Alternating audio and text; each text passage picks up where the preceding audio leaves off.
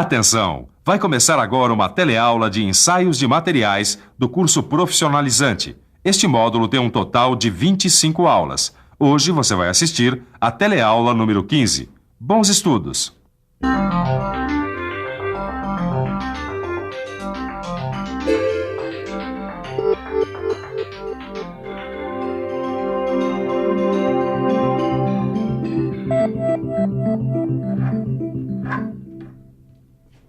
Puxa, muito bom, hein, Ananias?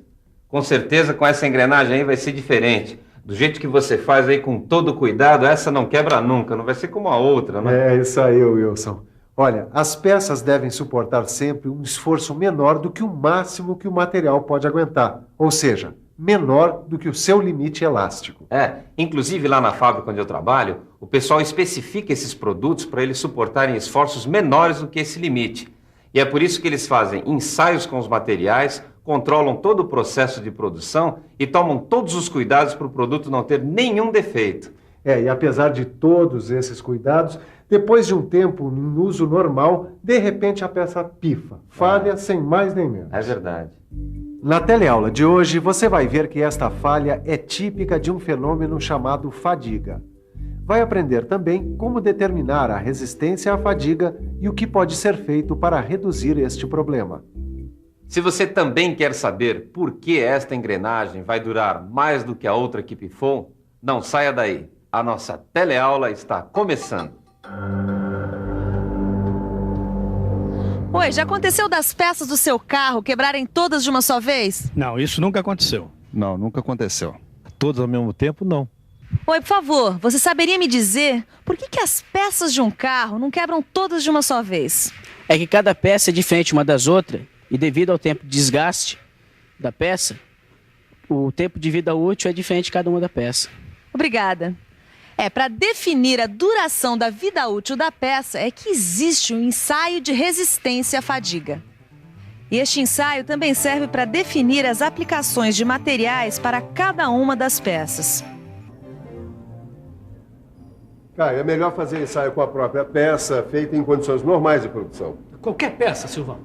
Molas, barra de torção, rodas de automóvel, pontas de eixo, vira-brequim são exemplos de algumas peças que costumam passar pelo ensaio de fadiga. Agora, se não der para fazer o ensaio com a própria peça, então nós usamos um corpo de prova padronizado. Tá, mas fadiga, o que é que significa fadiga, hein? Fadiga, Caio, é a ruptura de componentes sob uma carga bem abaixo da carga máxima suportada pelo material. Agora, isso acontece por causa das solicitações cíclicas repetidas, entendeu? Tá bom, eu só não entendi como é que acontece essa tal ruptura por fadiga, Silvão. Ela começa, Caio, a partir de uma trinca ou uma pequena falha superficial que se propaga e vai crescendo com as solicitações cíclicas.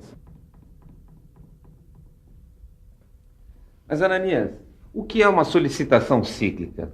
Bom, pode ser, por exemplo, a vibração provocada por uma torcida dentro de um estádio de futebol.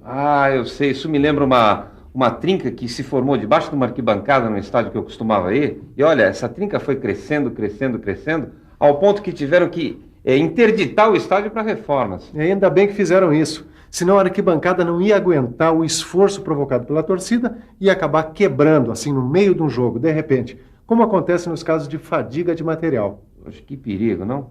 Aliás, outro dia mesmo eu vi na TV uma reportagem sobre um ensaio que fizeram nesse estádio para medir a sua resistência estrutural. Neste ensaio, uma máquina simulava as diversas vibrações que são provocadas pelas torcidas. Assim, os engenheiros puderam saber se as reformas resolveram ou não o problema e se o estádio já podia ser liberado. Assim, a beleza desse espetáculo que encanta todo mundo pode ser apreciada com toda a segurança. Afinal, futebol é uma enorme reserva nacional de prazer e diversão, e não de perigo. Às vezes, por falta de manutenção, acabam ocorrendo falhas nas estruturas dos estádios e aí os acidentes acontecem. Que é isso, Neuza? Tá fazendo uma gambiarra no nosso kart? Edgar, é só enquanto a gente não recebe o escapamento novo. Eu vou prender com esse arame, assim pelo menos ele não fica solto. Olha aí, não foi você que outro dia me pediu um exemplo sobre fadiga? Então, esse arame é um bom exemplo. Quer ver? Ó. Repare que de tanto você dobrar o arame, já começa a apresentar pequenas trincas. Quanto mais você dobra, a trinca aumenta e o arame se rompe. Acho que eu já entendi o que é fadiga, Edgar. E pelo jeito é importante mesmo conhecer a fadiga. Afinal, a maioria das falhas que acontecem nas peças em funcionamento são provocadas pela fadiga, certo? Certíssimo, Nilza. Foi o que aconteceu com o escapamento do nosso kart. Ele estava correndo bonitinho. De repente, sem mais nem menos, pimba. Quebrou o tubo e o escapamento ficou pendurado. Isso aconteceu porque o escapamento com a vibração do motor foi submetido a tensões cíclicas. No seu livro de estudos, você encontra a representação dos vários tipos de tensões cíclicas através de gráficos. Só que antes de você aprender a trabalhar com esses gráficos, Caio, você precisa conhecer os diferentes tipos de ensaios de fadiga. Eles são feitos cada um de uma maneira, dependendo, é claro, do tipo de solicitação que se quer aplicar. E quais são esses tipos, Silvão? Torção, tração com pressão, flexão e flexão rotativa. E para cada um desses tipos, a gente faz um ensaio diferente, né? Exatamente. Agora, repare que esta máquina ela é formada, ela é composta por um sistema de aplicação de cargas que permite alterar a intensidade e o sentido do esforço. Certo. Pô, tem esse contador aqui também, né? Ele serve para marcar o número de ciclos. Tá, e que tipo de ensaio de fadiga é esse aqui? É o de tração com pressão. Ele é feito em um corpo de provas como este, tirado de barras ou perfis metálicos. O corpo de prova é preparado de acordo com normas internacionais que especificam suas dimensões e acabamento superficial. Após preparado, o corpo de prova é fixado no atuador da máquina de ensaio. Os parâmetros para o teste são definidos de acordo com o tipo de material ou produto. Neste caso, o ensaio é de tração com pressão e o corpo de provas deve suportar no mínimo 10 milhões de ciclos sem se romper. Uma vez rompido o corpo de prova, a região da fratura é analisada para verificar a possível causa do rompimento. O ensaio é repetido com vários corpos de prova submetidos a cargas diferentes e com esses dados é construída a curva SN, tensão, número de ciclos, onde é determinado o limite de fadiga. Ananias, e como deve ser esse corpo de prova? Bom, além de usinado, ele deve ter um bom acabamento superficial que é para não prejudicar os resultados do ensaio. Sei. E que tamanho tem que ter esse corpo de prova?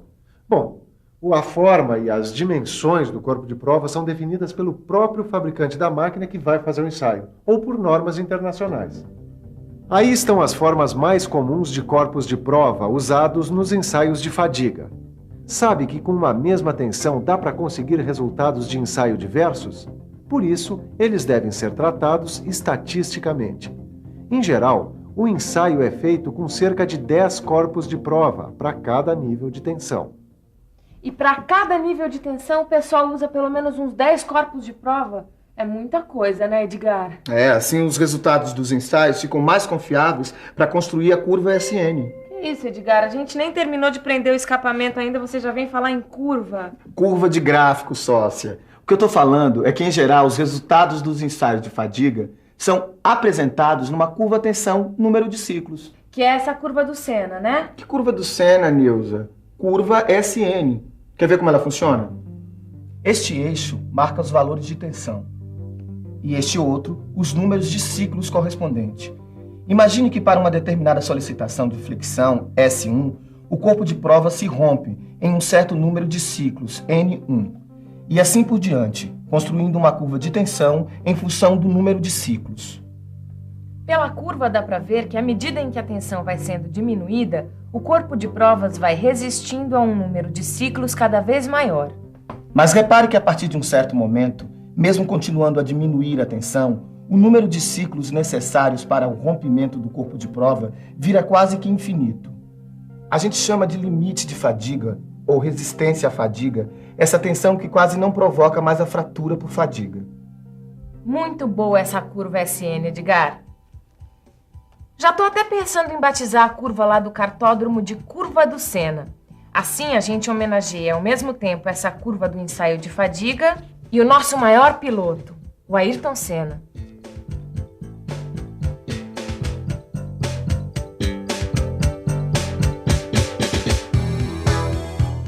Mas para a maioria dos materiais, principalmente os metais não ferrosos, como é o caso do alumínio, a curva do diagrama SN é decrescente. Por isso é importante definir um número de ciclos que vai corresponder ao seu limite de fadiga ou à sua resistência à fadiga. No caso do alumínio, o ensaio pode ser levado até 50 milhões de ciclos para definir a sua resistência à fadiga. Mas a resistência à fadiga, Caio, é influenciada por alguns fatores como superfície mal acabada. Ué, o que a superfície mal acabada tem a ver com a resistência à fadiga? É que as irregularidades funcionam como um entalhe. Elas aumentam as concentrações de tensões, gerando tensões residuais, que tendem a diminuir a resistência à fadiga.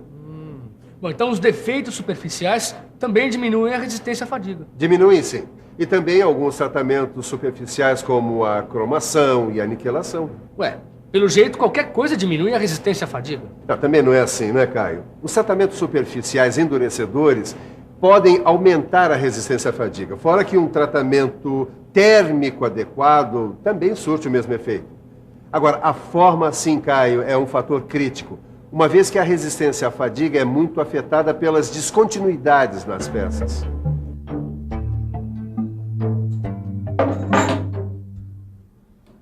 E o que são as descontinuidades da peça, Ananias? Bom, esse canto vivo aqui é um bom exemplo, assim como o encontro de paredes ou a mudança brusca de seções. Sei. E esse eixo aqui, ele não prova que também o meio ambiente influencia no limite da fadiga? Influencia muito. Afinal, a ação corrosiva de um meio químico acelera a velocidade de propagação da trinca. Mas não se preocupe não, Wilson. A resistência à fadiga sempre pode ser melhorada. Ah, é? E o que se deve fazer? Bom, evitar as concentrações de tensão. Não entendi. Olha aqui, ó. Nesse eixo aqui, esse rasgo de chaveta, por exemplo, é um bom exemplo.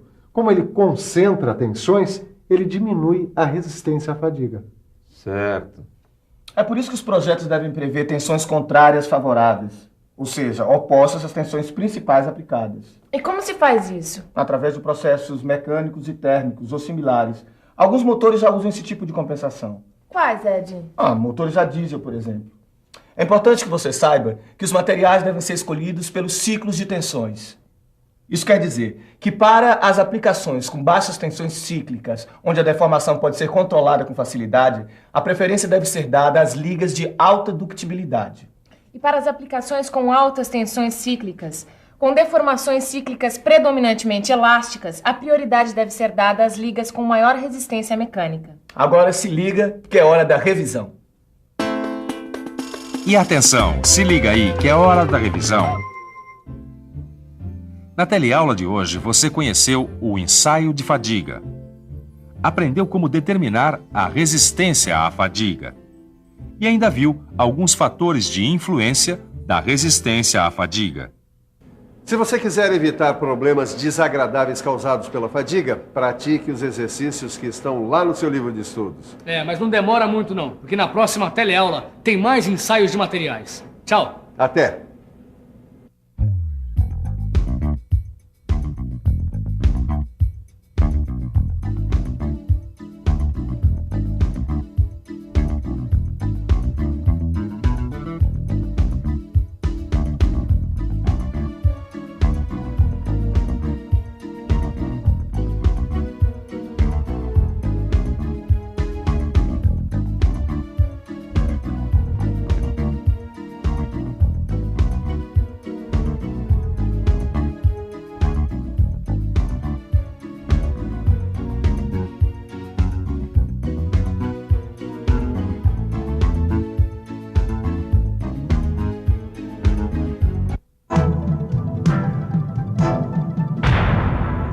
Telecurso 2000, um programa de educação do Sistema Fiesp e da Fundação Roberto Marinho.